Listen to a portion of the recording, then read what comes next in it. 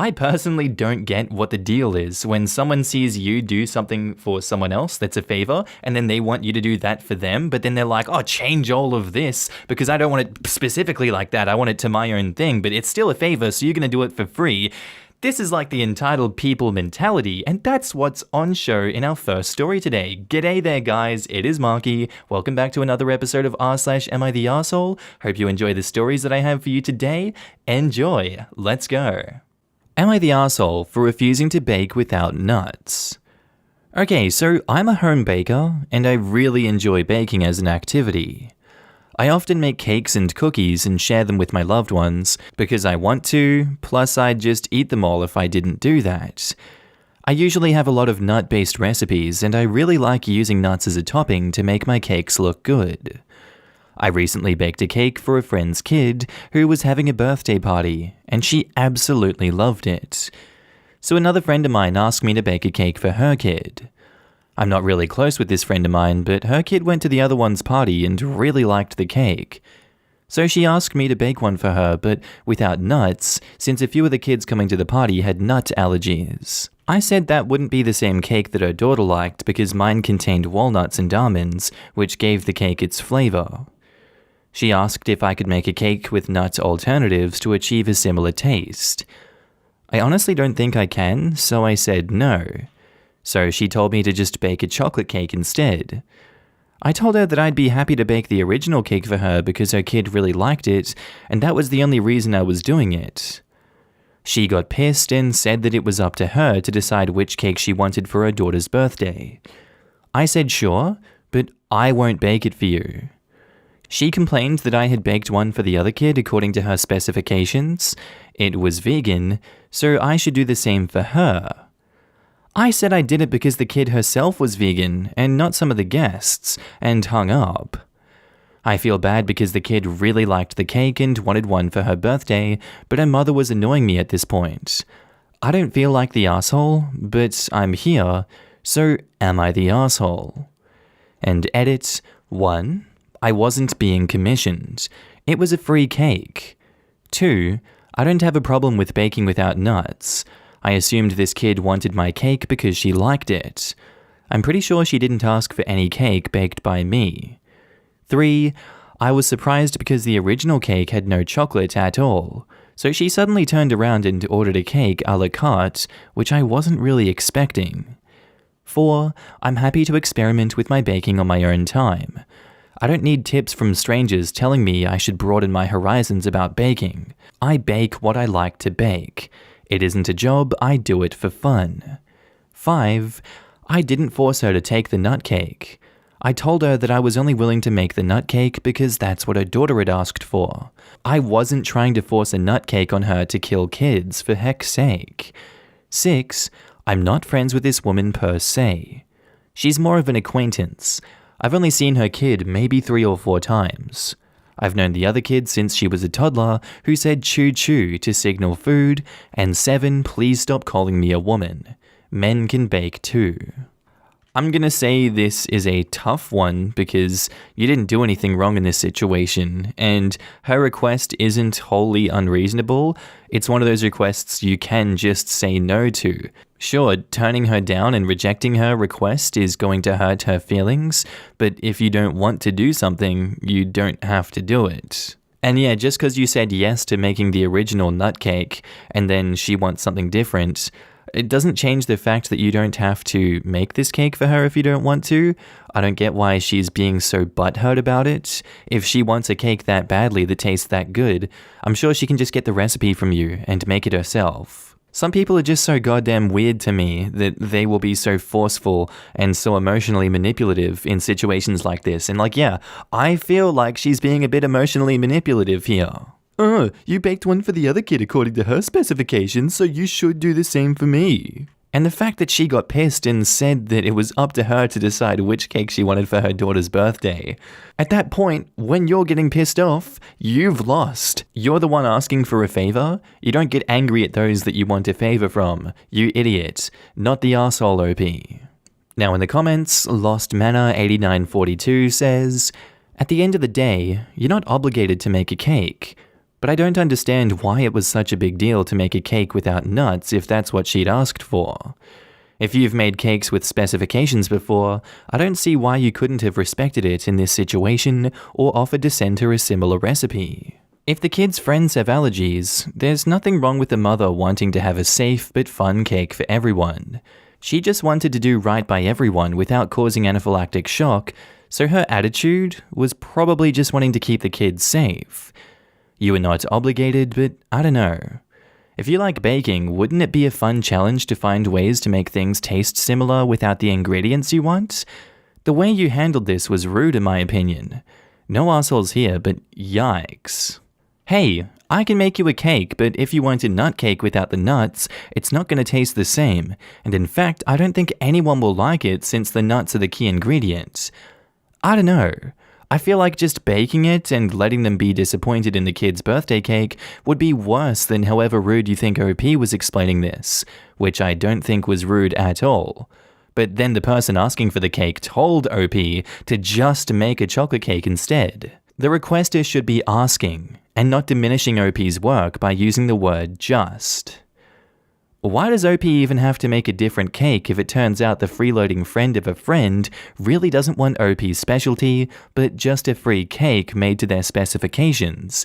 Then it turns out crappy and OP's baking reputation takes an undeserved hit at his own expense. Parsimonious Salad says you're the asshole. Not for refusing to bake the cake, you would be doing it as a favor so can of course choose, but for your attitude about it. Nut allergies are serious. Who cares if it's the birthday child or a guest that has the allergy? Someone could still end up in the hospital or dead. Are you completely unable to imagine a recipe without nuts? Oh, hi. You're a friend of my friend. We've met a few times. I'm throwing a dinner party next week and I remember you made this amazing chicken casserole at my friend's potluck. I was wondering if you'd be willing to make it for my dinner party? As a favor, of course. Also, my friend doesn't eat chicken. Could you maybe make it different? Oh, it wouldn't be the same. Maybe just make a lasagna then. What do you mean, no? Just, what is this even? They're not a bakery. They made a cake. Also, to modify the recipe of a nut-based cake won't work. And asking them to bake a chocolate cake is just, what? If you don't want the specific walnut almond cake, anyone can do a chocolate cake. Go buy one. Not the asshole. Our next post is by user Throwaway1776900, titled, Am I the asshole for refusing to flush the toilet when I pee? This is so weird, I know, lol, but it'll be short and to the point. Anyway, I pee a lot, and I think it's an incredible waste to flush the toilet every time you pee. To me, doing that is the weird thing. It's completely normal for me to just leave my pee in the toilet and really only flush for poo. I don't see the issue with this, but my boyfriend hates it. He says it's absolutely disgusting, and I act like an animal doing that, and he shouldn't be subjected to my bodily fluids just because I want to be a cheapskate. I don't know. I can see his point, I guess, but honestly, I don't really see the issue, plus it's my house. We've been talking about him moving in, but he says not flushing after every use is a non-starter, and he won't even consider moving in with me until I promise to always flush. I'm considering just breaking up with him because I have no desire to stop. It's an ingrained habit I don't feel like putting the work into to stop, plus I genuinely feel like I'm saving water from being wasted. And on top of that, it saves me money on my water and electric bill. Am I being crazy? Is this something everyone should be disgusted at or think is bizarre behavior? Should I just suck it up and start flushing every time I pee? At this point, I don't even know who's the crazy one here. Personally, I'm gonna go with you're the asshole on this one. I've experienced these things myself and I think it's gross. So from my point of view, I think you're an asshole for doing this. And I'm on his side for this one. I understand there's different cultural contexts and there's different preferences that people have in this world. I'm all cool with respecting that and whatever you guys want to do in your own house, but if it were me and me living at my girlfriend's house and this continued to happen on a regular basis, I'd be like, this is disgusting. I'm not living here until you fix this habit, and that is a deal breaker if you don't want to fix that habit. Call me petty, but sorry if I don't want to be assaulted by the smell of piss every time I go into the toilet. I experience that in public in men's toilets enough. I don't want that in my house. My nose can only take so much torture. I'm saying you're the asshole for this one. Now in the comments, Ostrich is on fire says, "You're the asshole. It is gross. People in my house do that, and guess what? It smells like piss in my bathroom, and it's gross. Plus, I flush before I go every time they do this. I ain't sitting just a few inches over someone's pee stew, so they sure as hell aren't saving any water. You're the asshole. I had a friend like this, and I could always smell the pee in their bathroom. I just flushed to get rid of it. It's one thing for OP to be comfortable peeing into a dirty toilet filled with her own bodily waste. She wants her boyfriend to be comfortable using a toilet filled with her bodily waste. Like, can she not even understand how anyone would think that's disgusting? Gross. You're the asshole. Info. Is this the hill you choose to die on? My former roommate and best friend don't flush their pee either.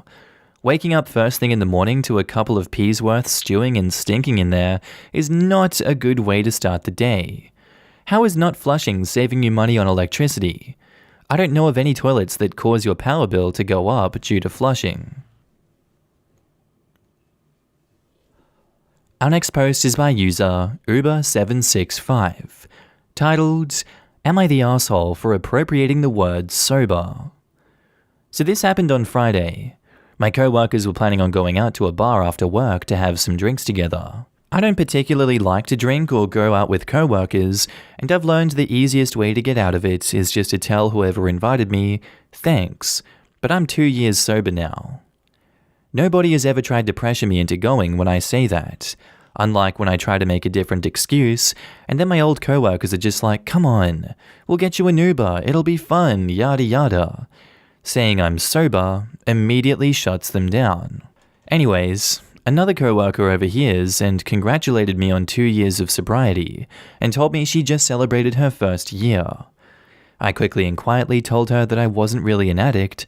I just say that because people don't ask me anymore after I say that. But I did congratulate her on her year. She says that I'm an asshole for appropriating language when I don't actually suffer from addiction, and that saying I'm sober takes away from those who are actually addicts. I told her I'm not using it to seek validation or anything. It's just the best way to shut down co-workers asking me out for drinks. Should I not use that term anymore, or is my co-worker overreacting? I'm gonna go no assholes here for this one. I don't think that either of you are wrong for your viewpoints on this issue. That's just my personal take. Anyone else can criticize this if they'd like to. I can see that how someone struggling with alcoholism and is now sober would take offense to the use of the word sober in this context. Although I'm sure you can just say, I'm just going to be sober tonight, I'm not drinking. That's a normal thing as well. I agree with both perspectives on this one. I don't think that anyone's particularly an arsehole for the way they've approached this situation. You know, there's two different people, two different perspectives. So yeah, not much else to say, no assholes here. Now in the comments, BlurgMachine327 says, no assholes here. I don't necessarily think that either of you are in the wrong. You're using very specific language. Saying sober for 2 years does typically denote being in recovery. Many people in the recovery community are protective of that verbiage because it does carry a lot of weight for them. This is also something that people outside of the community may not know and may not understand why some might find it disingenuous to use in your circumstances. What I may suggest moving forward would be to simply state that you're sober or a sober individual when declining. It's still true that you are not someone who drinks, but doesn't have such a definite tie to the recovery community. And OP replies, that's a great idea. I will do that going forward. You could also tell people you're a teetotaler, someone who doesn't drink, not tied to the recovery community, and accurately describes you. I mean, technically you are sober, as in anyone who is currently not under the influence is sober, but when you're in a situation and electing not to imbibe, the correct verbiage is indeed teetotaler, you, or teetotaling, the act of not drinking. It doesn't work though. My fiance doesn't drink as he has an allergy, and just saying I do not drink without a reason they consider valid will make a lot of people just pressure him more. Alcohol is deeply ingrained in our society, and many people view someone else not drinking as judgment. Does it make sense? No. But my fiance, who can't even use hand sanitizer, sometimes literally has to say he's sober because people think he's lying about his allergy. Hypersexual says, "Soft, you're the asshole." You are trying to avoid a pretty awful alcohol culture that is relentless. However, your use of that term implies you're an alcoholic, which changes people's understanding of you. Seconding this. It's not cool being pressured to drink when you abstain for any reason, and I understand why you said it, but you should be able to enforce those boundaries without lying about something so sensitive. It's a little bit manipulative, as you're likely to attract sympathy for a struggle you don't understand. If you did it again after this, I would definitely think you're the asshole, so maybe just say you had a bad reaction to drinking, or you don't like the way it makes you feel. As a non-drinker, I usually say that I don't drink. On the rare occasion that someone pushes, I say thanks, but I don't drink for personal reasons. I really don't want to get into it. I have never had someone push beyond that. Personal reasons can mean anything from religious objections, medical reasons, sobriety, family history of addiction, not liking the taste, etc. My older brother is sober. It was a long and hard battle. I can see why people who have overcome addiction would be annoyed by OP's usage. And Fox Unicar Kilo says, "You're the asshole. You're not appropriating sober. You are lying and using a very specific phrase that belongs to a specific group of people to insinuate that you're a recovering alcoholic. That is insensitive. The only reason you have the luxury of thinking she's overreacting is because you don't know what recovering from alcoholism is, and the hellish journey she went on to get where she is today. I had a hellish journey. I was an addict once, and it doesn't bother me in the slightest. Words don't belong to anyone." Our next post is by user StrictRecording7880, titled, "Am I the asshole for locking him out of the hotel and cancelling his flight?" So I, 25 female, met this guy Jake, 25 male, about a month ago. I went to Seattle for a vacation and decided that I wanted to invite him after I already got here. And I got him a flight. Things were okay until he started being really angry and yelly about the most random things. We had kayaking planned at a place an hour and a half from Seattle. Thinking we had plenty of time, we went to a Petco to look at hamsters and stuff. I just wanted to do it and he was okay with it. When we left, it was suddenly a 2.5-hour drive because of traffic. He started yelling at me and cussing me out for going to Petco when I kept saying we would make it. And what would you know, we did make it. I also realized while he was here that he was a raging alcoholic, and he got very angry when I expressed that I didn't like that he got drunk all the time because it made him act like a jerk. I forgave him for that, and the next day we woke up and decided to go to the dispensary.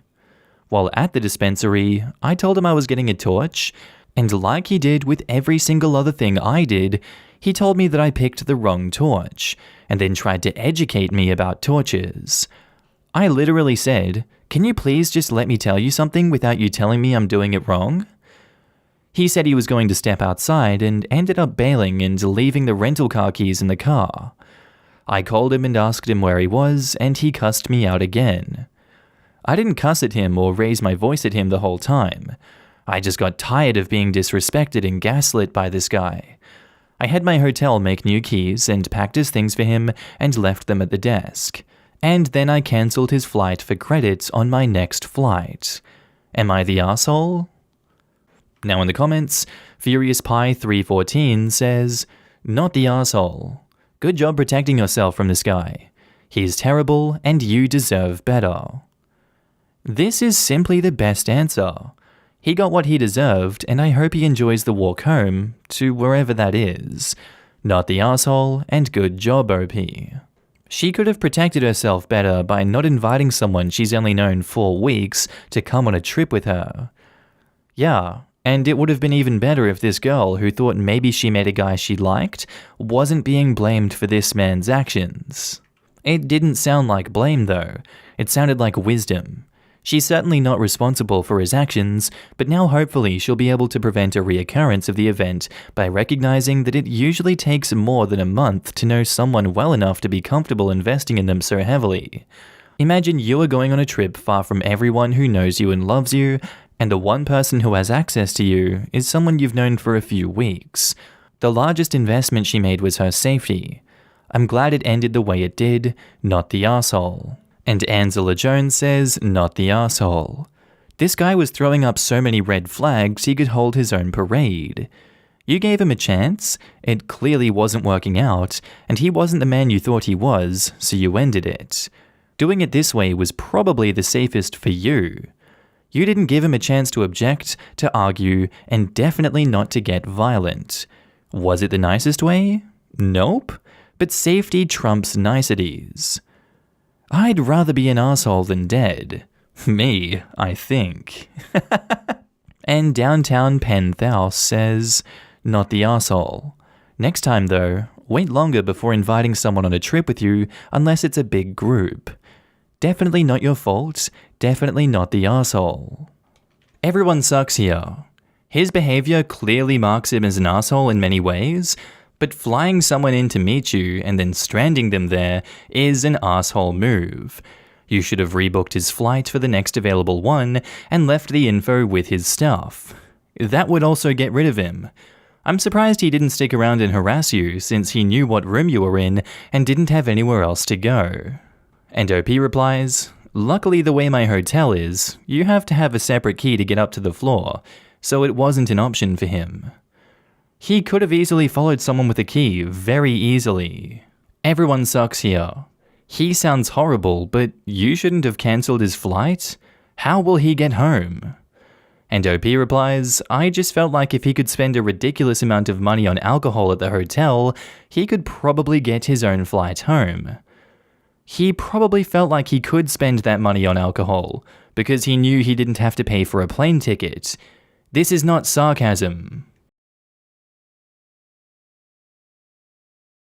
Anyway guys, I think that's where I'm going to end today's video. If you did like it, tell me what you thought about it down in the comments below, and make sure to just interact with everyone in this community. I love each and every one of you that I get to see on a daily basis. And don't forget, if you are a Patreon subscriber, I love you. You're on the screen right now with the YouTube members as well. If you see yourself, give yourself a pat on the back. You guys help me continue this YouTube journey. You keep me going. I see you guys everywhere. I see your messages, and thank you so much for supporting me. I really love every single one of you. But with that all said, I'm going to be signing off now, guys. I hope you have a good day, night, sleep, whatever you're up to, and I'll see you in the next episode.